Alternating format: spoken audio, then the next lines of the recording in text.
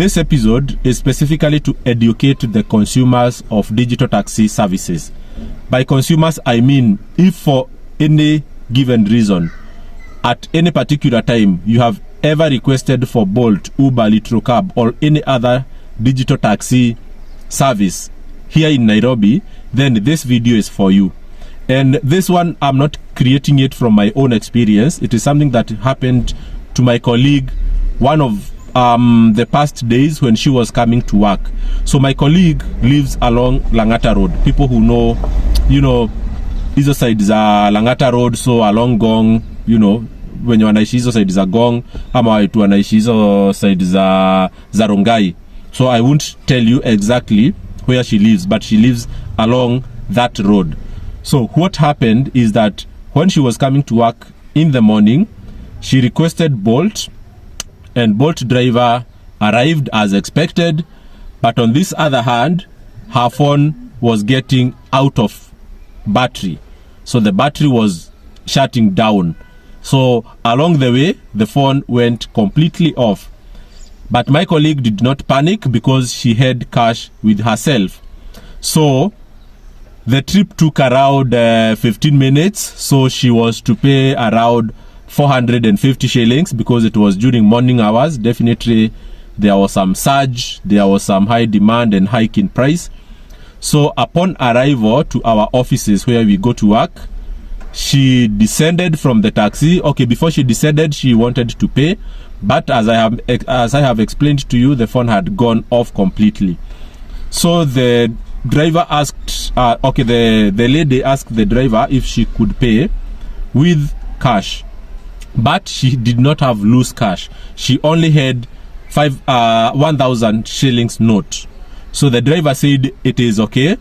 She can pay the 400 using the 1,000 shillings note, and then the driver will send her back the balance. So the 600 shillings minus 23 shillings. So he said the cost of sending 600 would be around, I think 12 shillings, or I don't know what the amount was, but the guy said he would, send 20 shillings less. So he was to send her around 580 shillings.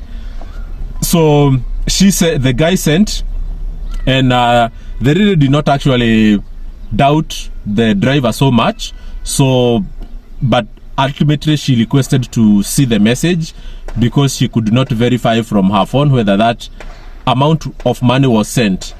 So immediately she saw the message, she descended from the car and headed straight to the office so that she can do the first thing, which is to charge her phone, at least to get back online.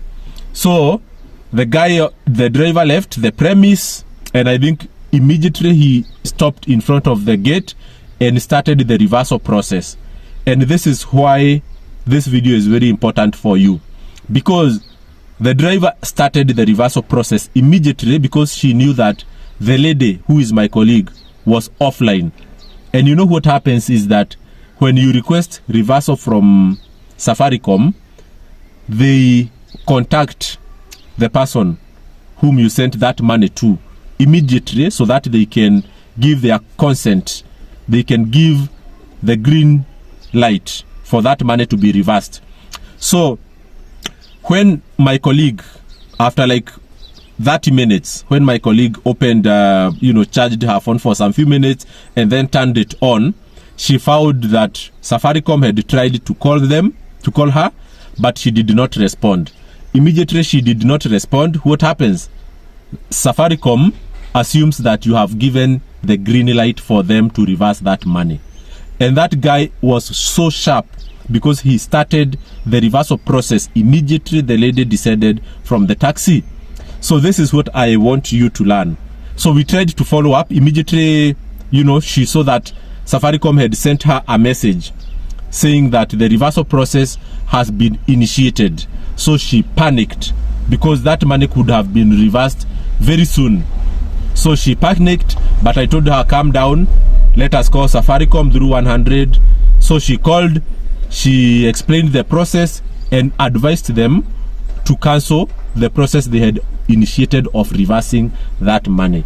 And you know, Safaricom, true to the fact they are customer oriented, they had it first heard from the person who received the money that she does not give consent for that money to be reversed.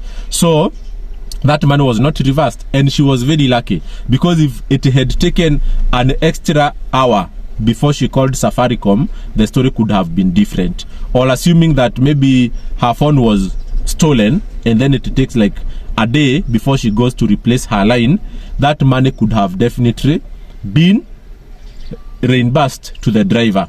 You get my point? So anytime a driver or taxi driver carries you, okay, and then you tell them that your phone is off and that you will pay them cash and then they will send you the balance, be careful. They have understood the game and they are playing that game to their best interest. So that is something that I have also come across so many times when driving customers around. A lot of time most people will say that their phones are going off and hence they will pay in cash and then I send them the balance. So, but in any case, if that driver reverses the money and you confirm later that that money was reversed without your consent, it is very easy.